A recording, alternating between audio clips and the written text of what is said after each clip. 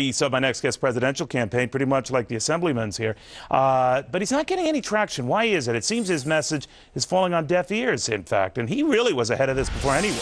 Republican presidential candidate, Colorado Congressman Tom Tancredo.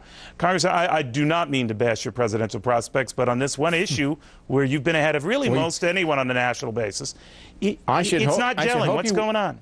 I should hope you wouldn't want to bash it. You're the one that actually got me into this. Every single time I was on your show, you'd always say, "Are you going to announce it? Are you going to announce it?" Well, I wanted a free invite to the White House, that's all. But now, where does this stand? Is this issue, some people have told me, I don't know if, obviously you wouldn't agree with this, but the argument seems among the core in the Republican Party still a hot issue.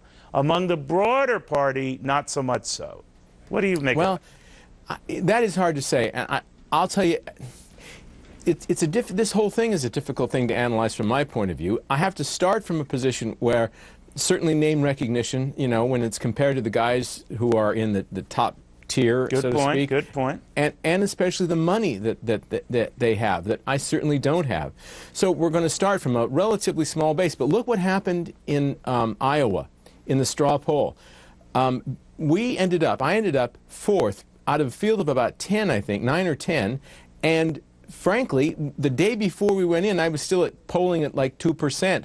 So something happened, and I think a lot of people went in and said, I'm going to vote for this guy, I believe in him.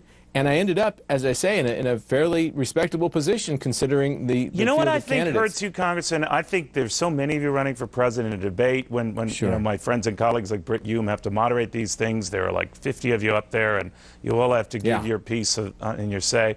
And your heart Neil, issue is immigration, and that might not come up, and Tom Tancredo loses a key moment.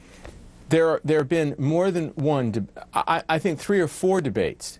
The one I remember distinctly, ABC, and it was hosted by Stephanopoulos, 90 minutes, not one single question about immigration. That's I had to force it into it in a response to an answer about health care, because otherwise I would never get it. But why and by is the way, that? I don't mean to jabber on here, but why is that? Why is it not even coming up in debates, and why is it not even coming up in speeches? Someone must be doing tracking polls on this, Congressman, and saying, hey, maybe it's not registering. I don't know. Why? Oh, I think it does register. Now, there are nefarious purposes that one might believe that people like Stephanopoulos and the folks over at MSNBC on that first debate, it seemed to me to be so biased. So the questions were so biased and inane that really against Republicans, they don't want to bring it up because I think they know it is an issue for Republicans, and they certainly know it's an issue for me.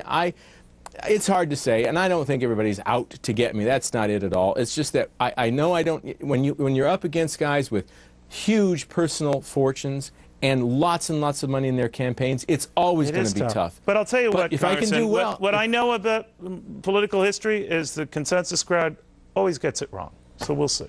Yeah, we'll see. Always good seeing you, buddy. Thank you.